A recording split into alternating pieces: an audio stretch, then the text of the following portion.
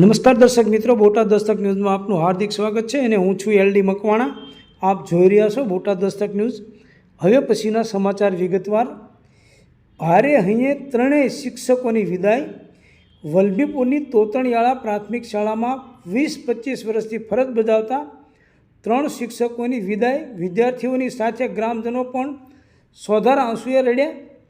વલભીપુરની તોતણિયાળા પ્રાથમિક શાળામાં છેલ્લા 20-25 વર્ષથી ફરજ બજાવતા 3 શિક્ષકોની વિદાય થતાં તેમનો વિદાય સમારંભ યોજાયો હતો, જેમાં વિદ્યાર્થીઓની સાથે સાથે ગામ લોકો ચોધાર આંસુએ રડ્યા હતા.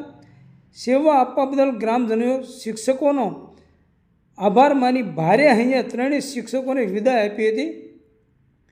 ભાવનગર જિલ્લાના વલભીપુર તાલુકાના તોતણિયાળા ગામની સરકારી પ્રાથમિક શાળામાં છેલ્લા 20-25 વર્ષથી શિક્ષકો તરીકે ફરજ બજાવી રહેલા 3 શિક્ષકોની બદલી થતાં તેઓનો વિદાય સમારંભ યોજાયો હતો, જેમાં આખું ગામ ઉમટી પડ્યું હતું અને ભારે હૈયે વિદાય આપી હતી.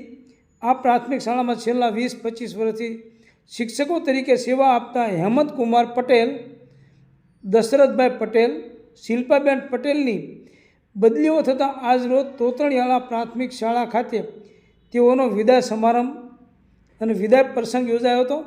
આ કાર્યક્રમમાં તાલુકા પ્રાથમિક શિક્ષણ વિભાગના અધિકારીઓ, તાલુકા આગેવાનો અને ગ્રામજનો હાજર રહ્યા હતા. શાળાના વર્ષો જૂના શિક્ષકોના વિદાય પ્રસંગને લઈને હાજર સૌ કોઈ લોકોની આંખમાં આંસુ આવી ગયા હતા.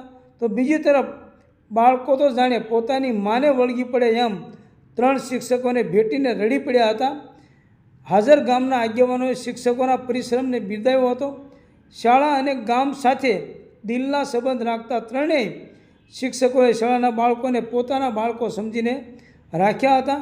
ભણવામાં નબળા બાળકો માટે અલગ શિક્ષણ આપીને બાળકોના ભવિષ્યની ચિંતા આ ત્રણેય શિક્ષકો કરતા હતા. તેમજ આ વિસ્તારમાં મજૂરી કરવા માટે મધ્ય ગુજરાતમાંથી પણ બહોળી સંખ્યામાં આવતા શ્રમિકોના બાળકો પણ શિક્ષણથી વંચિત ન રહે તે માટે તેઓના માતા પિતાઓને સમજાવી બાળકોને શાળાએ લાવતા હતા અને શિક્ષણ પૂરું પાડતા હતા. સૌજન્ય દિવ્યા ભાસ્કર, બોટાદ દસ્તક ન્યૂઝ, એલડી મકવાણા, બોટાદ.